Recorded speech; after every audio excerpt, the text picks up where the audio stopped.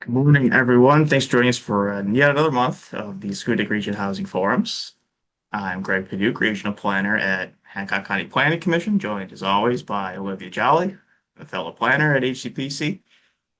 And this month, Olivia is going to lead us off with some really cool information about what University of Maine is doing up in Orono with their 3D biohome and some of the technology that they're using and some of the plans that they have moving forward, and we can go into more discussion about that afterwards. And then with whatever time is left, just kind of wanted to open it up to folks to provide any sort of feedback and thoughts on how we can spend the rest of our time together as this goes through the end of the year. And we can dive into that when we get to that point. But first, unless anyone has any other pressing questions or things they'd like to share, I will turn it over to Olivia to talk about the 3D biohome. And let's see if I remember how to share a presentation.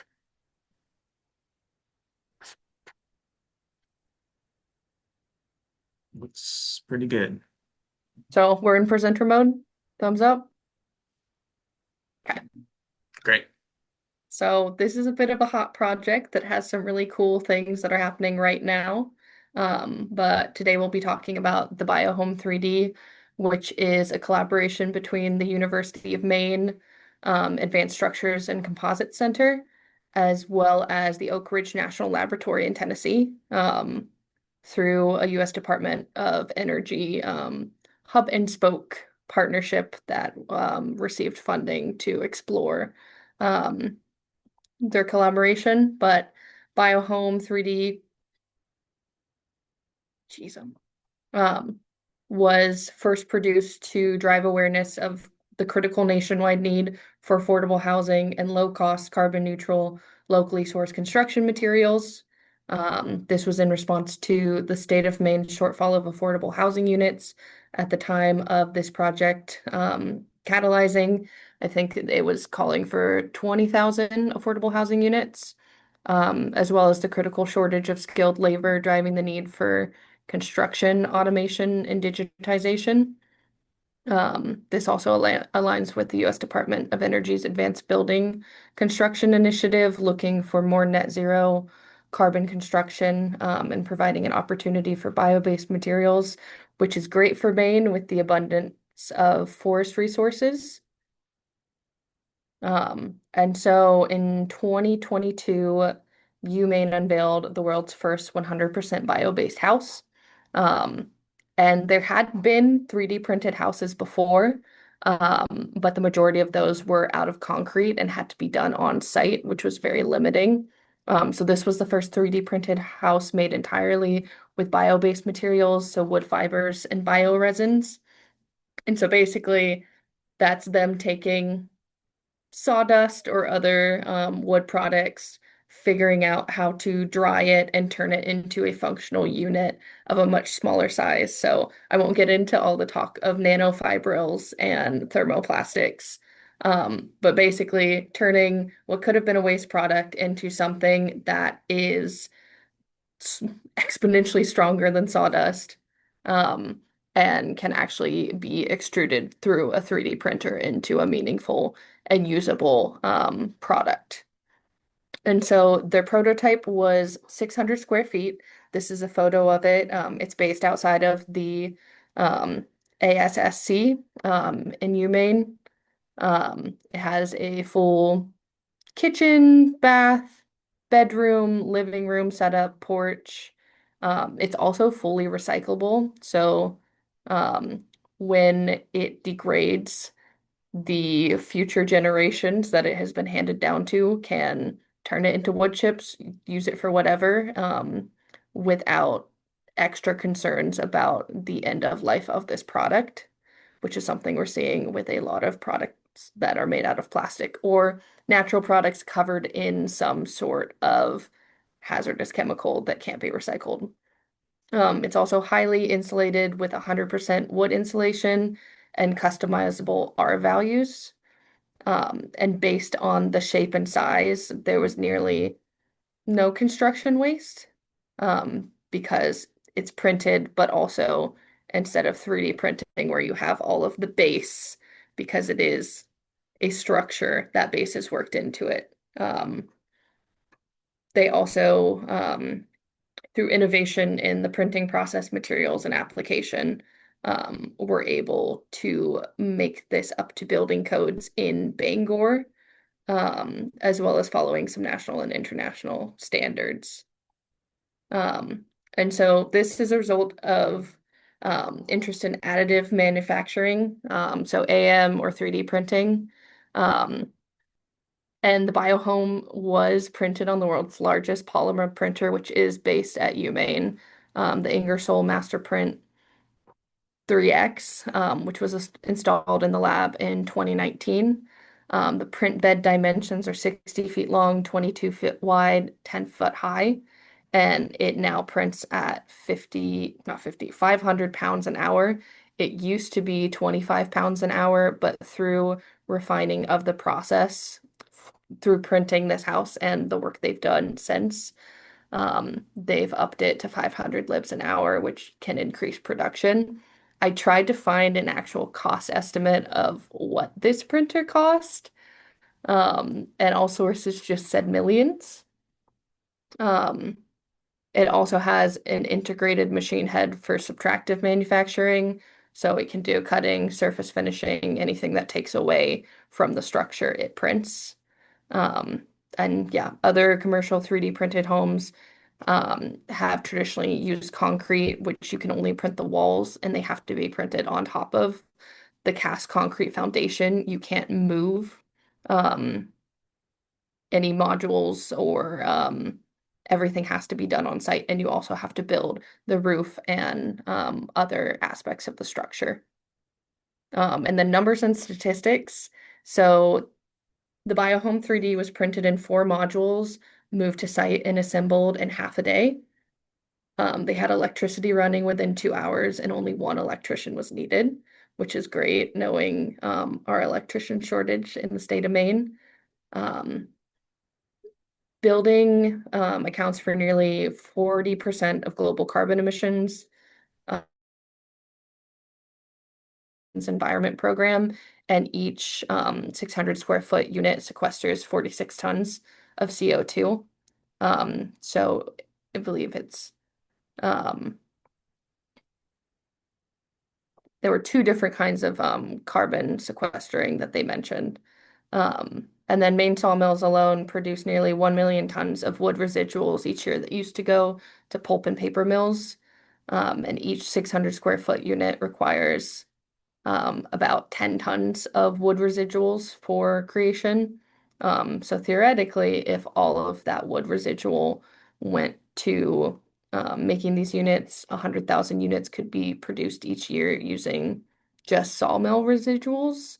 Um, it takes longer to print, and these are expensive, so we wouldn't be able to get up to those numbers. And then according to MDOL, Maine Department of Labor, 41% of the current construction workforce is nearing retirement, and the projected growth of that workforce is not going to fill the gap in terms of people aging out. So along with all of this innovation in material science and affordable housing, there's also a workforce component that UMaine and federal partners and state partners have been working on to create a workforce that can do this automated printing, assembling, and thinking. And they did celebrate the 1 year anniversary of the biohome and release some statistics. So unveiled 2022, and they had a press release, I believe, from 2023, where they detailed that the prototype was equipped with sensors for thermal, environmental, and structural monitoring. So they could test the performance of the house, the internal temperatures, check out any degradation or leaks if that's possible. And so during the inaugural year, it endured one of Maine's most volatile weather years. So the sensors reported temps from 1 degree to 105 degree Fahrenheit, extreme windstorms with blackouts and multiple snowstorms, So it didn't get a baby winter for us to say, yes, it's all fine. It weathered the storm. It actually held up. And so that's one of the, um, I would say, caveats is testing new technologies, and figuring out how long they'll last, when things need to be replaced, how to make them stable and usable for as long as possible without making them non-recyclable and adding in non-carbon neutral materials. And in terms of what's next, um, UMaine is currently in collaboration with Penquist, which is a community action agency based in Bangor, and they're planning to print the world's first bio-based 3D printed neighborhood. So that'll be 9 homes in the greater Bangor area that would provide housing for individuals experiencing or at risk of homelessness. Um, and so this is just kind of them testing it on a larger scale. They have the prototype, and now how do these all work together, and exist with people actually in them? And this project was funded by a mix of public and private sources. So there was CDS funding, a grant from KeyBank Foundation, and support from NeighborWorks America. And then in terms of what's next for UMaine and kind of this process, um, the proposed neighborhood in Bangor will also feature what they're terming BioHome 2.0 technology and incorporate lessons learned, even though they haven't created any more prototypes or houses yet. They have been working on the material science component. So applying further research that's been done on making bioresins and thermoplastics from Maine wood products for housing, um, enhancing fire and toxicity um, resistance, and adhering to building code approvals. So their focus is also to scale up the production process. And so currently they can print, or they're working towards printing one house every 48 hours, based on um, their products. And factory of the future is a term I'll get to in the next slide. But they've increased their deposition of material, which expedites the whole printing process. And so Factory of the Future is this crazy thing happening at UMaine that is supposed to be completed in construction this year. It's called the Green Engineering and Materials, or GEM, Research Factory of the Future, and it broke ground in 2024. So it's an AI-enabled large-scale digital hybrid manufacturing facility that will build out the courses and offerings at UMaine to kind of create this in-state workforce, to make this a viable option. Um,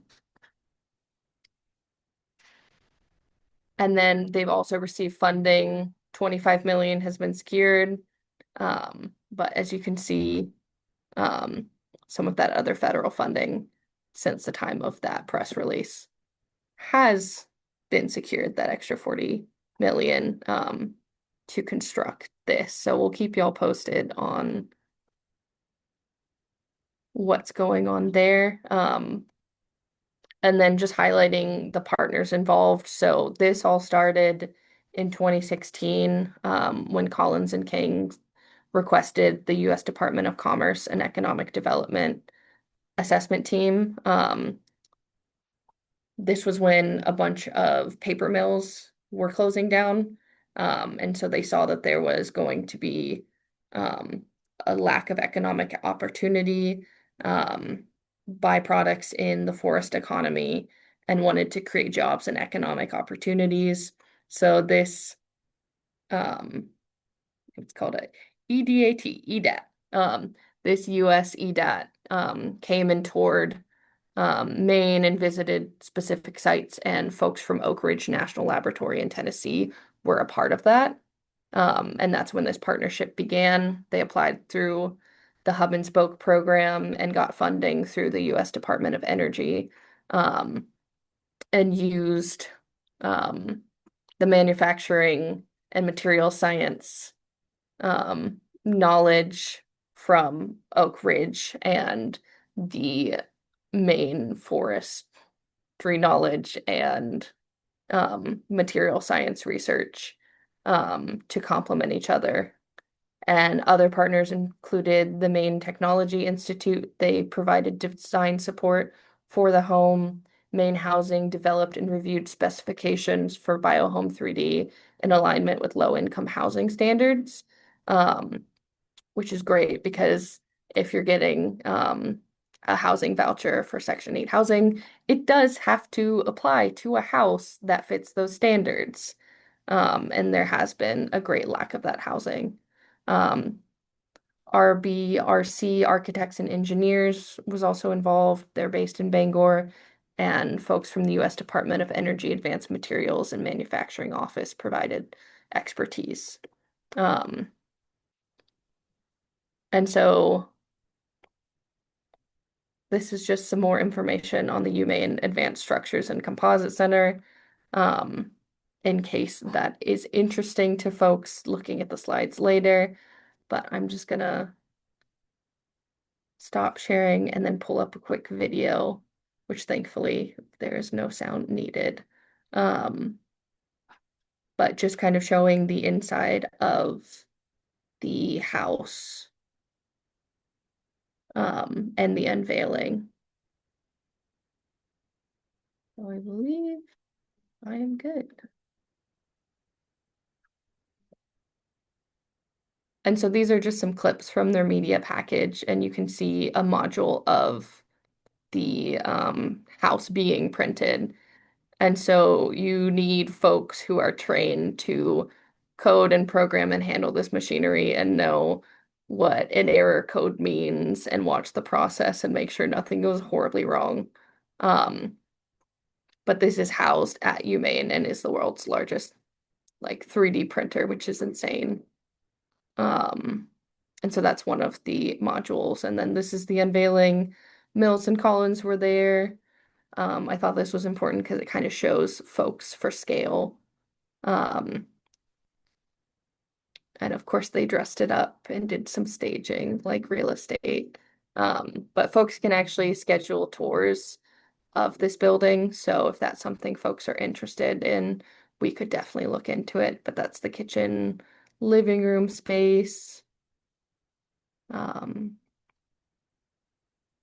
and of course, they have videos of the building being constructed on the TV. Um,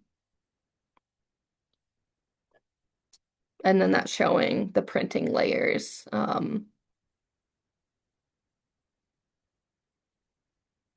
But if you're thinking about affordable housing, and the potential to even maybe scale up to multiple bedrooms, because it is modular design. Also noting that the bathroom could very easily be ADA. That just makes me happy. So I'm going to stop sharing and I'm happy to answer any questions. Sorry if that was a lot of information. But I think I'll end on the note of the advantages of this are less time required for on-site building and fitting the home, reduced dependence on a constrained supply chain because this is made with Maine materials, which is great for BABA if federal funding is involved. Um, Use of local materials supports the revitalization of local forest product industries. And it also allows future low-income homes to be customized to meet homeowners' needs, and also customize it for energy efficiency. Um, Also, as manufacturing and material production is scaled up, there's faster delivery schedules. So if you're printing these modularly, um, you can get a lot done.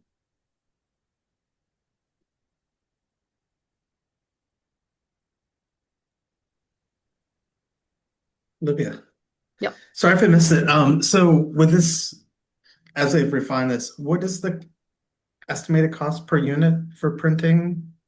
Um, and projected for, the final product or how much per So unit? that's what they're figuring out with the Penquist. Yep. Because this initial one was the investment of the research and development. And so the the great news is this isn't just folks doing science for science. This is folks thinking about affordable housing and building affordable housing through using byproducts from other forest industry products, I guess. So in my multiple hours of searching, there was no like market cost. Um, Yeah, I'd be interested to see what that is. And I did, oh, you went on mute again. sorry, I found a Maine Biz article that says it was 2.5 million for the printer. Awesome. I'm a retired architect, and one of the things, I've sort of studied industrialized building and stuff in the past. Um, One of the issues is the acceptance of unconventional building appearance. Um, and the, for the most part, these sorts of things have not been very successful in the past because they don't look like what people expect housing or buildings to look like.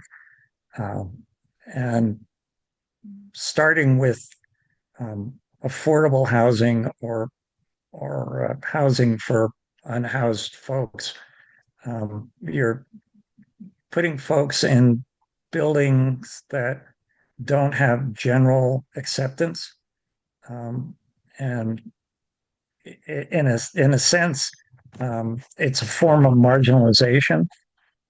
Um, you're putting folks in buildings that don't have acceptance in the general marketplace. Um, and I don't know whether anybody's done research into that or into the possibilities of the printer maybe producing more conventional components that would have wider acceptance.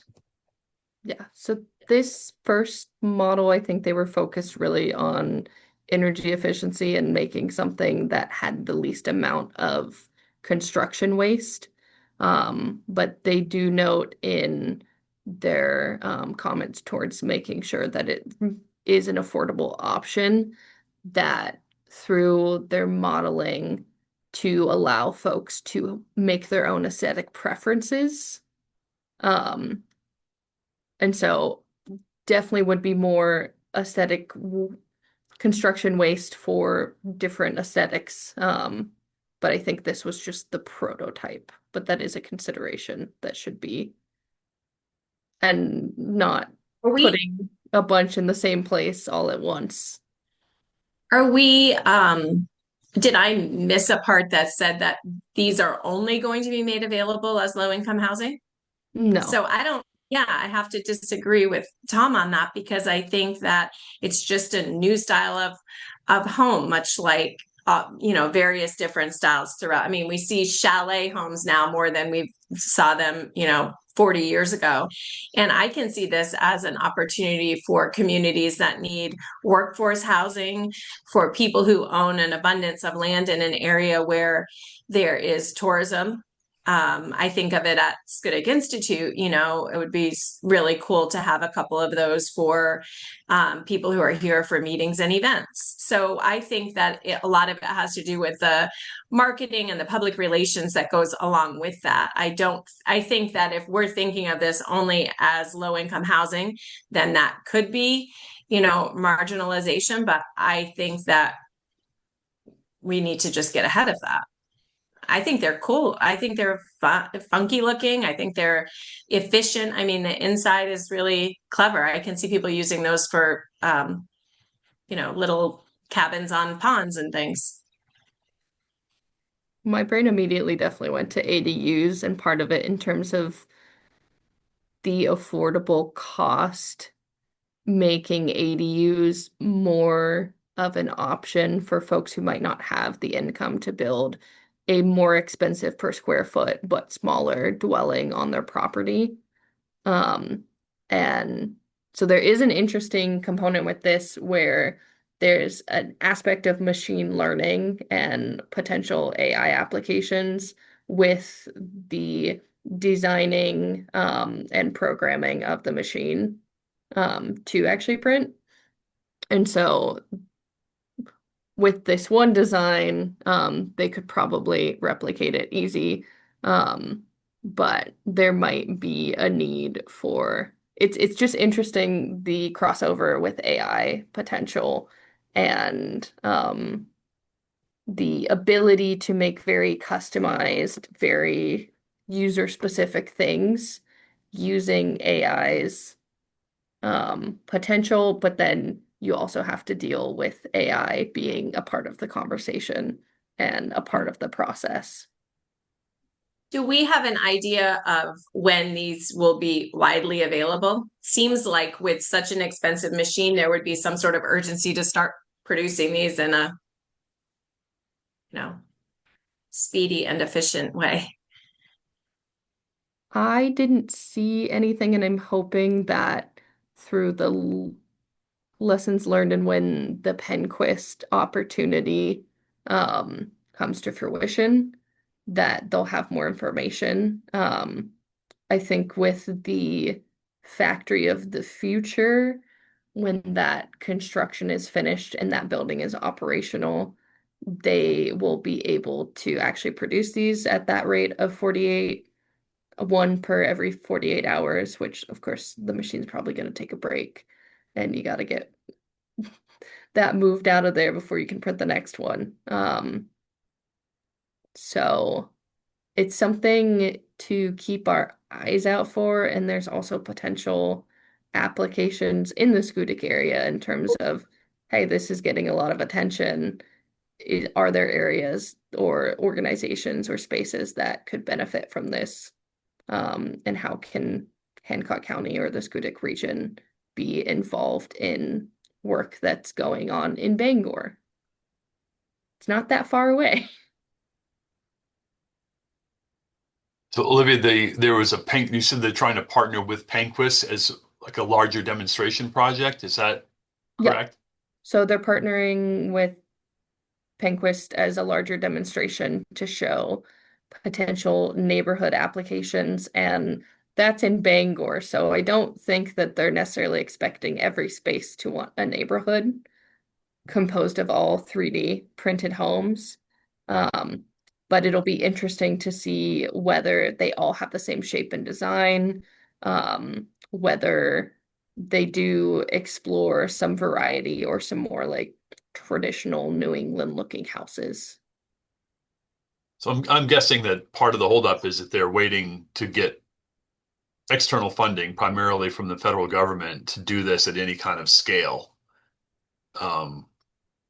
Which makes me think that without having that immediate direct-to-consumer applicability, that it's going to have a hard time gaining traction. I wonder have they said how many others they have built on either a demonstration project or for private consumption, or does it not even through permitting processes and stuff like that yet? It's not, there hasn't been any like public or private consumption. No more. So 3 years since this one was built and nothing has been really done since. Is that as far as another unit goes? I believe so, and part of that was to do the kind of like weathering test. Mm-hmm. And making sure that future investments, so it's like a weird thing in terms of there was the initial investment in the printer and the kind of like enhancing the processes and this research partnership building on kind of a couple decades of research with Oak Ridge and Tennessee Um, and then the next phase seems like they are building out GEM and that engineering. So they did manage to secure $85 million for this new kind of like workforce development and manufacturing facility. So they have already secured the investment in being able to produce these at a larger scale without that overhead cost being subsidized by consumers. It seems like the timeline they're going for. One of the other things you touched on was because these are sort of synthesized or synthetic materials is code approval, and you kind of wonder about the toxicity of resin-based materials and all. I mean, I know that things like it's really hard to recycle, for instance, fiberglass, um, and so on. And I don't So this is know all what wood. it's all wood, but the resins and all are, um,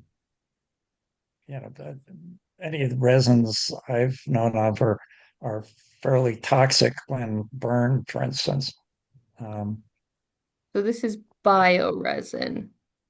right, And I understand, but it undergoes a considerable chemical yeah, change to produce these resins. I'm just because in your presentation you did mention code approval and so on, and I just um, wonder about the future um, recyclability or as I said, toxicity, and if the stuff burns and all. yeah. So they have tested it is a fully recyclable based on all of the materials testing and research Right. they did. So recycling it isn't the toxicity part. Um, I think they're just trying to make sure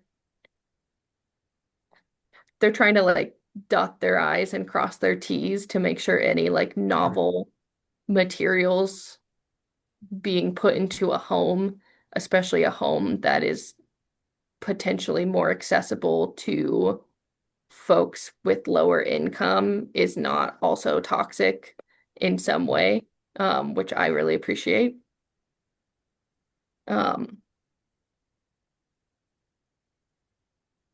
but yeah, so they meet the Maine state housing requirements for the Orono, Maine region and the snow load and R factor requirements for zone 6 in Maine.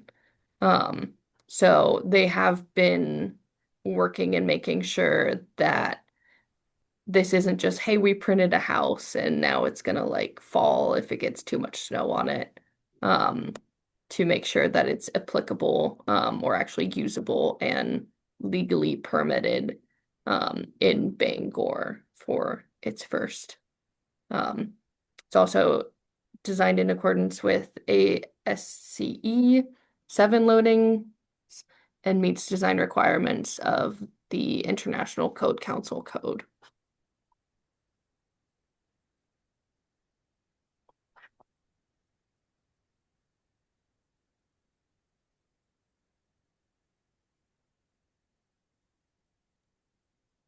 If there's no more questions, I'll hand it over to Greg, but this is just something that is on our radar and we're keeping an eye on, the interesting things happening with biohomes and Bangor or Penquist. And if there's interest in potentially having someone from UMaine or Penquist join us for a Zoom or scheduling a Schoodic housing forum tour of the 3D home, because you can sign up for those. Just let us know. Yeah, I did the tour, maybe not this past winter, but the winter before. It's pretty neat stuff. Still obviously a lot to work on. I'll be interested too on the methods they use for actually shipping and delivering these homes and trying to turn that over so they can produce one every 48 hours if they can. That'll be another layer to all this. So we'll share everything that Olivia mentioned um, on the forum website and in a follow-up email. All those links and resources will be available to take a deeper dive in and probably result in many more questions from everyone, which is good. Okay, so with our last 20 minutes, I will share my screen now.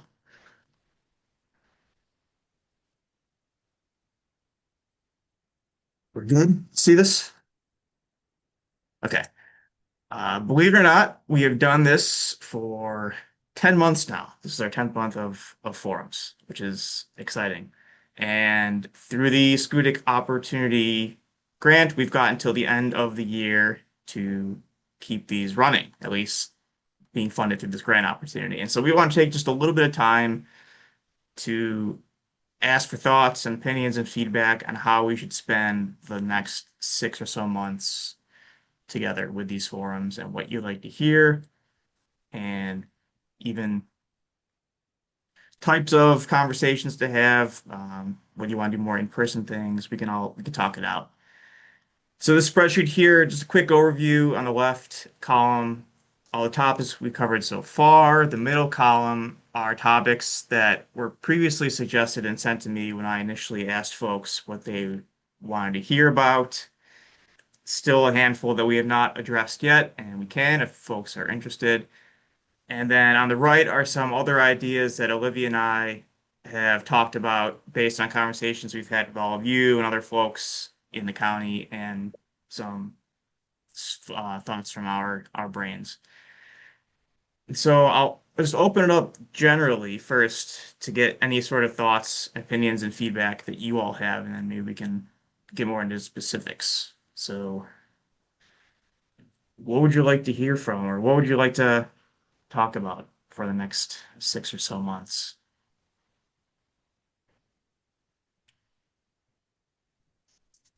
One of the things that's sort of been an issue when I've talked with people in Sorrento, which is obviously, unfortunately, kind of just a high-end coastal town, um, is NIMBYism, and you know, people's in a general sense say, "Oh yeah, affordable housing is a great idea, but well, maybe not here." Um, and maybe that's more a public policy issue than. I mean, I'd love to. We really actually need affordable housing in town for aging population, and um, people are being pushed out by conversion to seasonal housing, um, and that people associate affordable housing as low income housing. And I think we all know that affordable housing in this country is not necessarily low income, but it's, the average person it's getting hard for them to afford housing. Um, and I assume this is an issue. Um, Maine needs housing, but coastal Maine has this kind of um, exclusivity and all. And I don't know whether, again, that's kind of a political social issue, but it affects Hancock County particularly because we've got a number of the seasonal communities that um, Yeah, need. absolutely.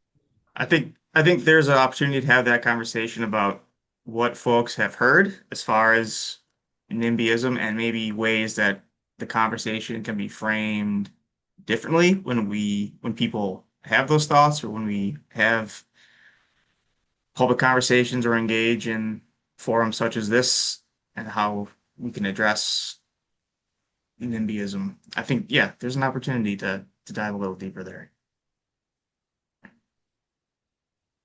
So it certainly continues to be a concern.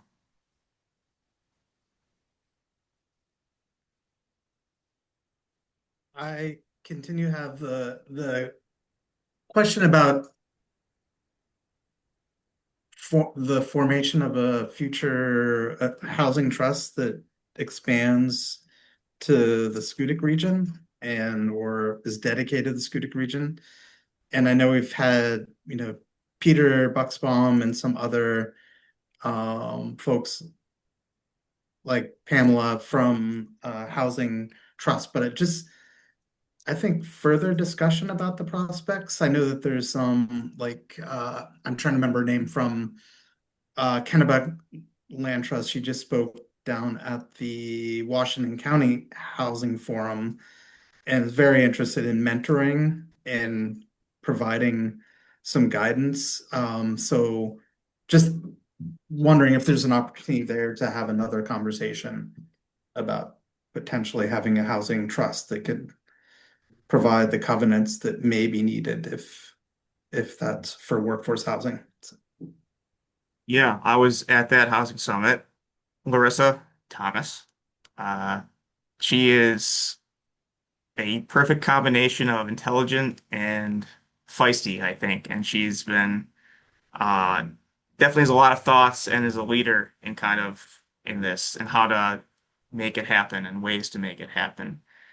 So she would be, yeah, she was excellent to listen to, and I think she'd be great to have as well. And Sherry Billings from Island Housing Trust was also on a panel that I listened to. She's relatively new at Island Housing Trust, and so she's in the process of kind of digesting everything that IHT has been doing and how they can evolve. And she talks with Larissa a lot on how to make things happen. Um, and talking with Sherry, I mentioned to her, and I don't know how much I mentioned this to all of you, but the Blue Hill Peninsula is in the process of working on some housing planning projects, and one of the desired outcomes is just that. What is the path forward to establishing a regional entity to manage and possibly create housing? And so I think there's definitely a tie-in that could probably be a larger conversation because Sherry had the idea of let's just call it Peninsula Housing Trust for both peninsulas. Um, I think there's something there if the infrastructure and systems can support all of it. And it's a conversation that continues to come up. Yeah, we've had it on our radar. Blue Hill is actively trying to pursue this and find ways to make it happen. So Bob, they'll be right at the top of our list. And I think it'll be finding the right place and time to have that conversation and making sure that folks in both peninsulas can be part of it because the questions are continue to roll in and that'll be a great one to have.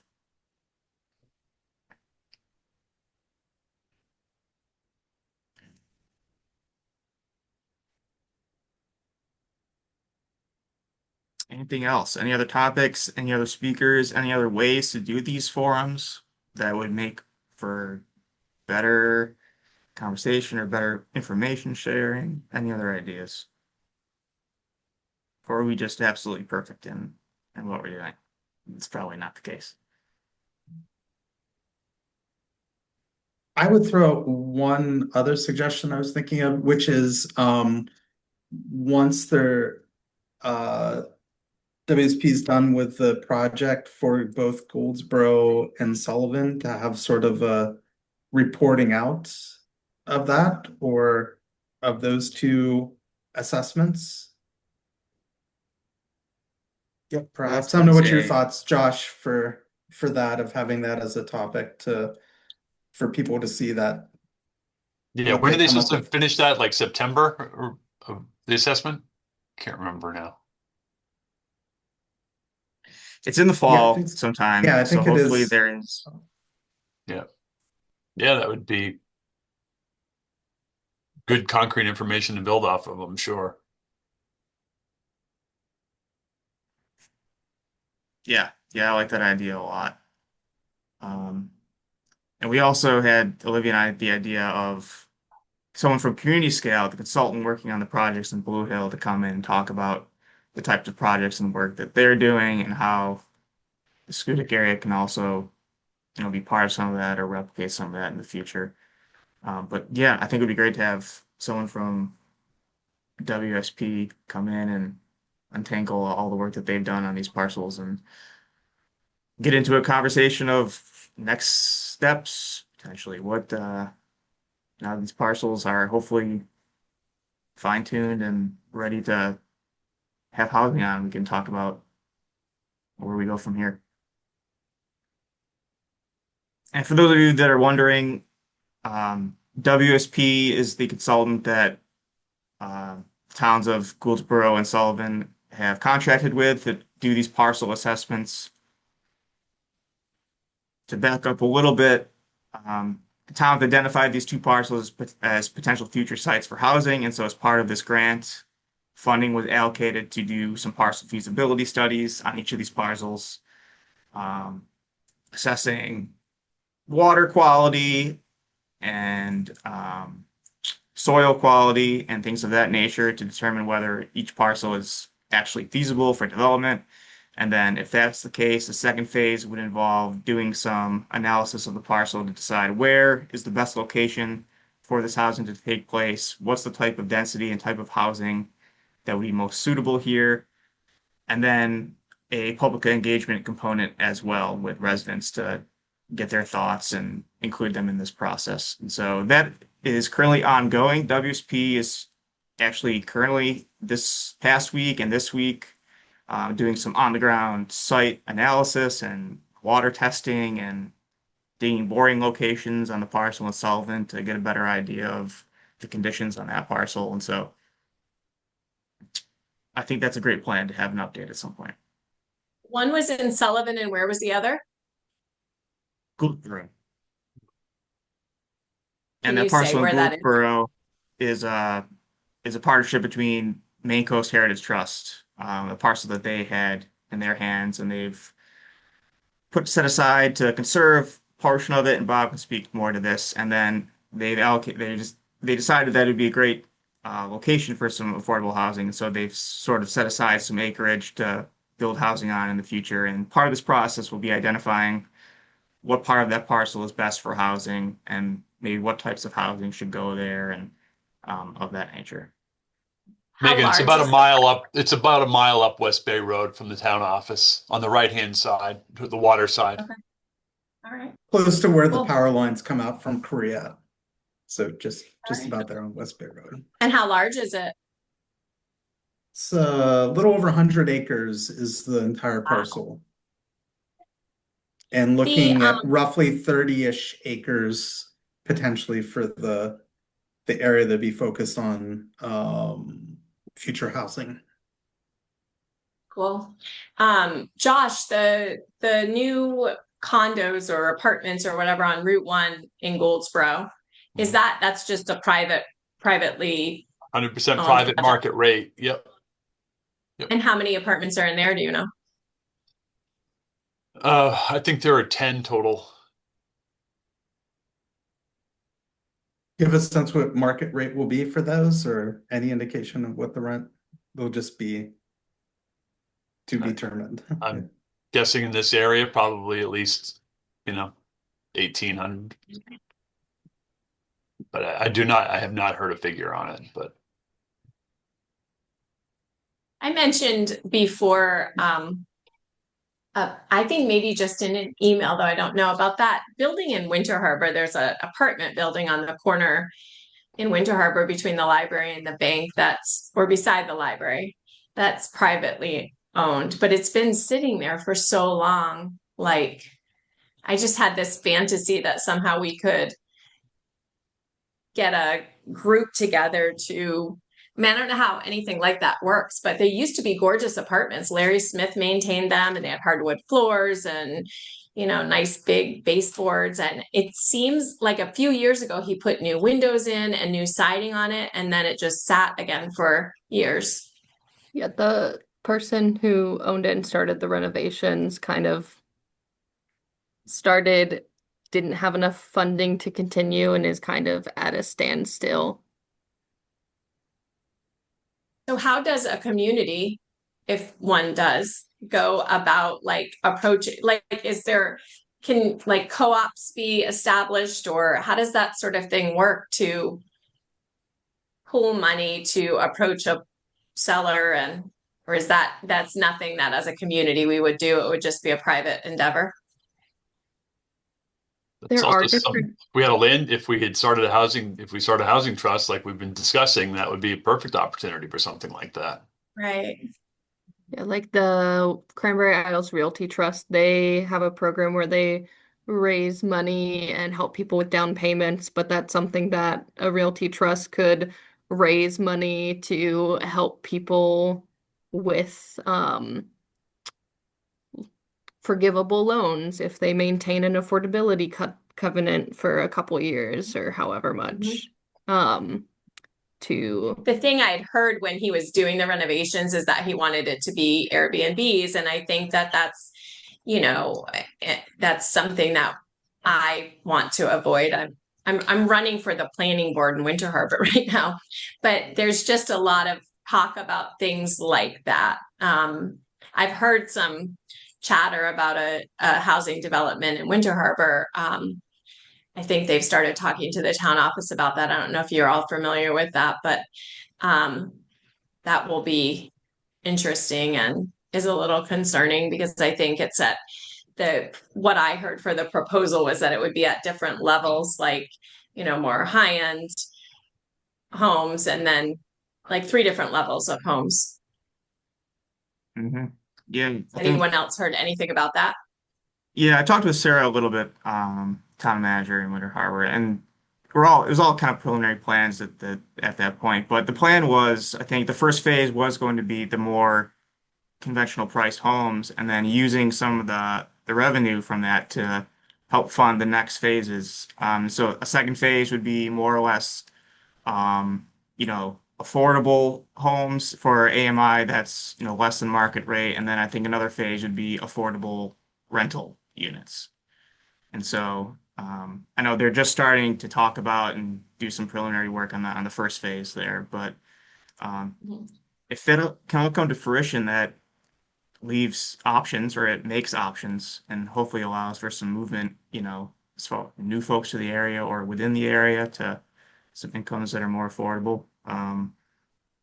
Also, So, go ahead. I was going to say regarding the project that you've discussed, Maine Housing is kind of on the precipice of announcing some of their funding sources upcoming that developers and can apply for. I know they just released a draft of their rural affordable rental housing program opportunity.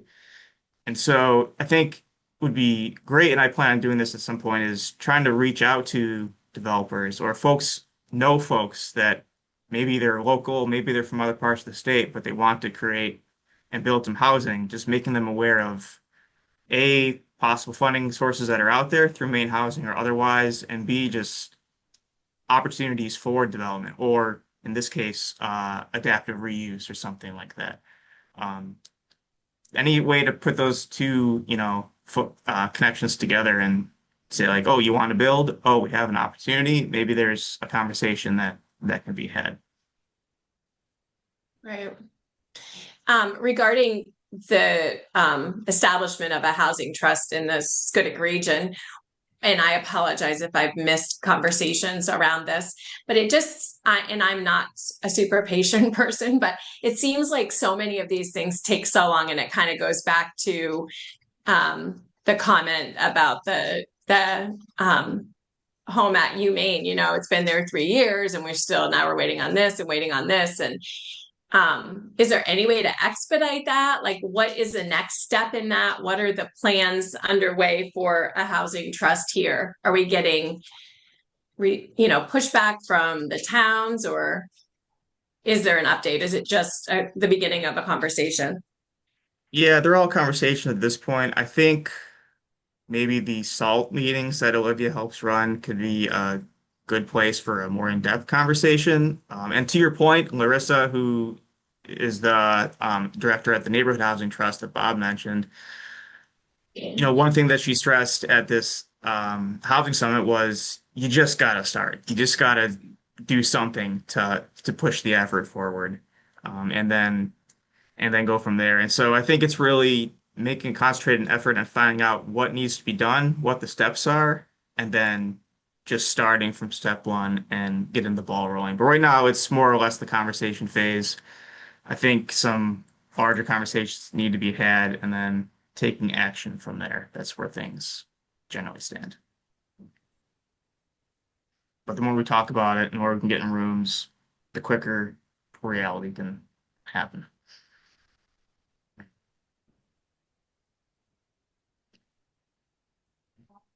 Well, if you do think of anything after this meeting and over the next 6 months, you can always email myself and Olivia. I think we've made that pretty open. We're always ready to hear new ideas and open suggestions. We're as flexible as we can be with these things. So, Thank you any very other much. final thoughts or comments this time around?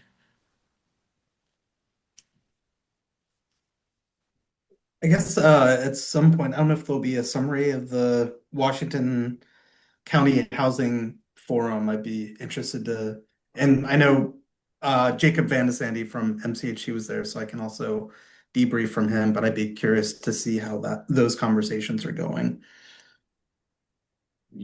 Yeah, possibly we can talk to someone at SCEC, maybe Jen or Elaine or someone like that. They can pop on and give an overview.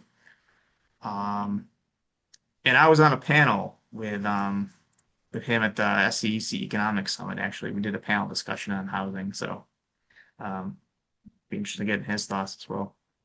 Great. All right. Well, thanks again for joining us this month. You know how to get in contact. If not, you go to HCPC's website, go to the housing tab. There's a link to the forum page, and you can find links to all the past forums and ways to contact us for new ideas. And so, plan is to do another one in June, and then we'll take the month of July off because of the craziness of midsummer, and then we'll figure out the rest of the year. And so we will provide updates about the meeting in June. Talk to you all then. Have a great Wednesday. Great. Thank you. Thanks, Josh.